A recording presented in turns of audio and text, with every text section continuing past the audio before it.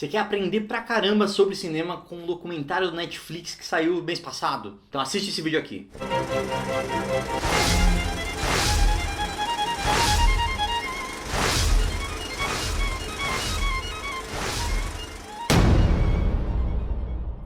Eu não sei se você viu, mas o Netflix soltou um documentário muito foda esse ano, chamado Five Came Back. E é um documentário apresentado por 5 grandes diretores, né? Tem o Francis Ford Coppola, tem o Guilherme Del Toro, tem o Steven Spielberg, o Lawrence Kasdan, tem o Paul Greengrass e a Meryl Streep faz a narração, né? E ele é um documentário, basicamente, que mostra uma história do cinema muito interessante, que é a história do cinema durante as guerras, né? Principalmente durante a Segunda Guerra Mundial, em que os Estados Unidos se envolveu mais ativamente, e a gente teve 5 diretores que são hoje considerados grandes diretores da história, que são o John Ford, o John Huston, o George Stevens, o Frank Capra e o William Wyler. E todos eles, além de ter, assim, grandes trabalhos conhecidos no cinema como grandes clássicos, né? Cada um deles tem o seu grande filme e são considerados assim os grandes nomes do cinema americano, principalmente da era de ouro de Hollywood, em que os grandes estúdios dominavam tudo e tudo mais.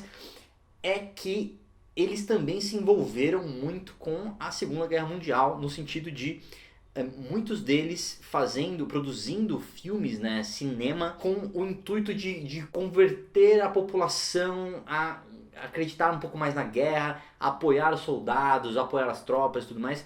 E é um assunto muito interessante, ao mesmo tempo muito delicado, porque fala sobre a propaganda de guerra que o governo americano fez junto aos seus membros, né? O próprio Frank Capra dirigia vários filmes chamados Why We Fight, Por que Lutamos, para os soldados mesmo. Então, assim, meio que um processo de doutrinação do exército para os próprios soldados, né? E isso incluía táticas de desumanizar o inimigo, enfim, várias coisas que o cinema é muito capaz de fazer, e mostrando como foi toda a trajetória de todos esses diretores, né? Assim, o John Ford, ele foi pra guerra mesmo, o George Stevens foi pra guerra mesmo filmar tudo mais, e como isso se traduziu, digamos assim, para a linguagem cinematográfica moderna, né? A gente tem como um exemplo o Paul Greengrass, que é o cara conhecido pela câmera balançando dos filmes do Bourne, ele falando de como um dos filmes do John Ford, que foi filmado dentro de um navio que estava sendo atacado, como ele era todo tremido, com a câmera balançando e tudo mais, o que dava um ar de autenticidade muito grande, e como ele usa isso hoje, né? Ele não fala isso explicitamente, mas quem conhece o trabalho do Paul Greengrass vê como ele usa isso ainda hoje nos filmes dele, mas é uma coisa que viu e que marcou muito ele no trabalho desses filmes de guerra em que mostravam de verdade o que estava acontecendo. Então é um cinema documental, ao mesmo tempo que é um cinema de propaganda política, ao mesmo tempo que é um cinema em que você tenta meio que explicar a história ali através de ficção, uma mistura de tudo que é muito interessante. E o que eu acho mais legal desse documentário na Netflix é que você não só entende um pouco melhor a situação toda do cinema americano nessa época, você conhece bastante a personalidade dos diretores, dos realizadores que estavam fazendo, as motivações de cada um, né? O Frank Capra, por exemplo, era um imigrante italiano que queria se sentir americano de verdade, e aí tudo que ele faz para se considerar um americano de verdade. E como essa indústria ela tem uma ligação, assim, uma conexão muito forte com a história, né? Além de tudo, e uma das coisas que mais me tocou, assim, é que a gente pensa no cinema alemão do Hitler, né? O cinema que a gente tinha lá meio que o ministro de propaganda, o Goebbels, que tinha lá seus diretores e fazia muitos filmes exaltando o Terceiro Reich. E como isso a gente considera hoje claramente como propaganda, assim, não, isso é propaganda política, são filmes menores, enquanto a gente tem a mesma coisa acontecendo do lado americano, mas como eles ganharam a guerra a gente não tem essa noção, né? A gente considera meio que um lado justo, digamos assim, né? E eu fico pensando que se os alemães, né, se os nazistas não tivessem feito coisas assim realmente terríveis no sentido do Holocausto e aquelas imagens fortes que a gente tem, em que você consegue, quando tem coisas assim acontecendo, você consegue apontar claramente e falar, esses são os caras errados, esses são os maus. Então tudo que a gente fez aqui se justifica porque a gente está do lado do bem, né? E esse equilíbrio é muito complicado e o Hitler deu uma carta uma carta de trunfo incrível quando ele fez essas coisas tão erradas para que o outro lado se considerasse muito mais do bem e enfim. Mas a gente sabe que, né, guerra é guerra e muitos jovens que não tinham nada a ver com essa história, nunca tiveram nada a ver com essa guerra, foram levados para lá e morreram matando pessoas que eles nem conheciam, né? Então é interessante ver a capacidade que o cinema tem de transformar a mente de um jovem, assim. Olha que loucura, eu nunca tinha parado pra pensar nisso exatamente, mas assim, um dos filmes que eu mais gostava quando era criança barra adolescente, tipo no colégio assim, era Bad Boys, né? Bad Boys do Michael Bay. Bad Boys com Will Smith e o Martin Lawrence. E eu achava muito da hora ser policial e tal. E eu acabei prestando concurso de ser policial, velho. Por 2 anos seguidos, eu queria entrar no Barro Branco, que é a academia da Polícia Militar de Oficiais de São Paulo.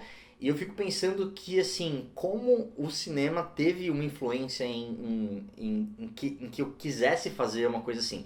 É óbvio, também tinha outras coisas, né? Mas eu fico pensando como o cinema me influenciou nisso, né? E que se a gente não tá muito atento pro que acontece e pro que você consome, o que você assiste, a gente tá muito suscetível a propagandas, principalmente propagandas políticas, porque geralmente esses governos, como o governo americano, tem muito dinheiro para colocar em cinema e em coisas assim. Então a gente tem uma exaltação de algo, de um ideal, de alguma coisa assim, que pode ser nociva ou pode ser do bem, né? Então você tem ali quando você tem um superpoder, você pode usar tanto pro bem quanto pro mal, né? E é isso que o cinema é, esse superpoder que pode ser usado para os dois.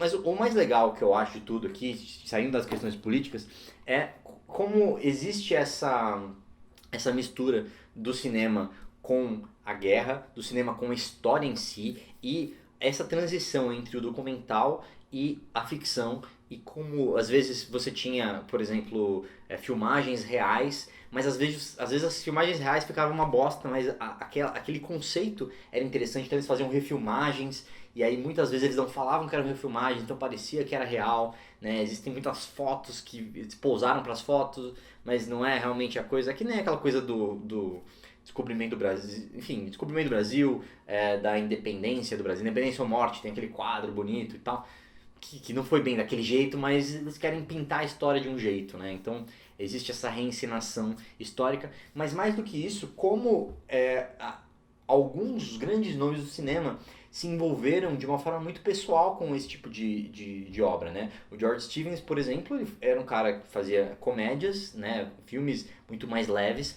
e aí depois da guerra ele nunca mais conseguiu fazer comédia, porque ele queria tocar em assuntos mais sérios e foram os grandes filmes dele foram depois desse período que ele cobriu a guerra, né? E eles se envolveram de verdade, viraram oficiais, viajavam pra lá pra gravar, enfim, viviam meio que nesse mundo militar depois de um tempo, né? E para voltar para a vida civil, assim como qualquer soldado, era muito difícil.